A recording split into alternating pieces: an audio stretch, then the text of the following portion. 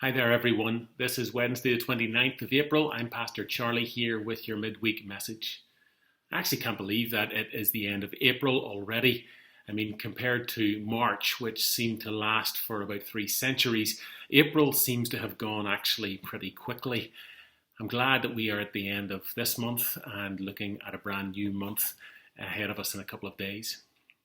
If you've been following along with the readings that we're doing as a church, the reading of the Gospel of Mark, then today you may have read Mark chapter 5, verses 1 through 20. In that passage, we find Jesus coming to land in the land of the Gerasenes, as it's known. And there he is met by a madman, literally a madman. A man who had been ostracized by his community, sent out to live among the tombs, Mark tells us, and he was certifiably crazy. He comes out to meet Jesus and is identified in the Gospel of Mark as being demon-possessed. Jesus ends up having a conversation with the man and with the demon that had possessed him. He finds out that the demon's name is Legion, because there are many of them. And then Legion pleads for some mercy from Jesus. He recognizes that Jesus is the one who can tell him to come here or to go there, which Jesus does. He commands that the demon come out of the man, enter into a herd of pigs close by, and the pigs then go crazy themselves, run down the hill into the sea where they all die. It's a horrific story in many ways, especially if you are one of our animal lovers. But of course, it is not a horrific story for the person in the story who was healed. The man who at the beginning of the story is demon-possessed. After the pigs have done their thing, the pig herders go into the town and they tell the people there what they have just seen. And then the people come out to see Jesus and to witness it for themselves. When they get out there, they see this certifiably crazy person whom they had known about and whom they had put out of their town to live among the tombs. They see him sitting there as if nothing had ever been wrong with him. And they're amazed.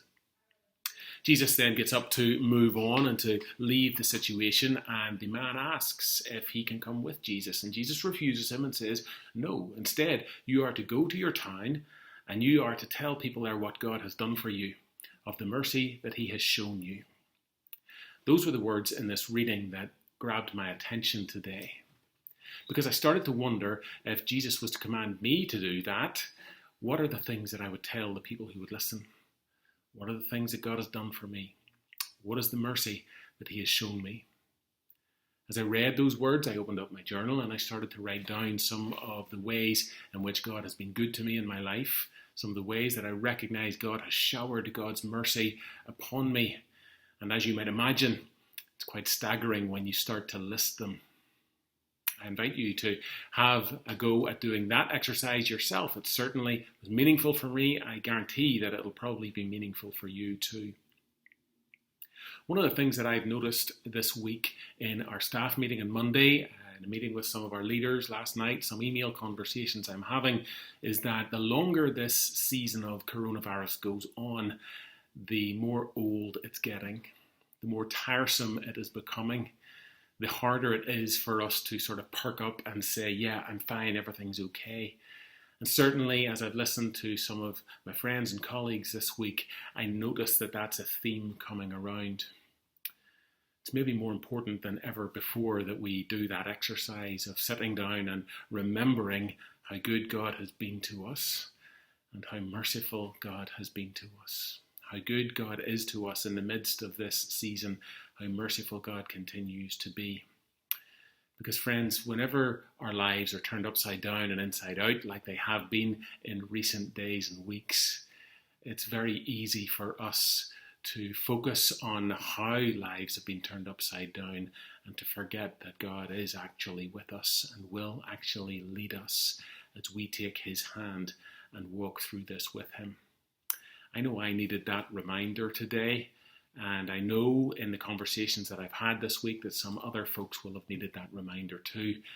I assume that you maybe needed it as well. So try that exercise.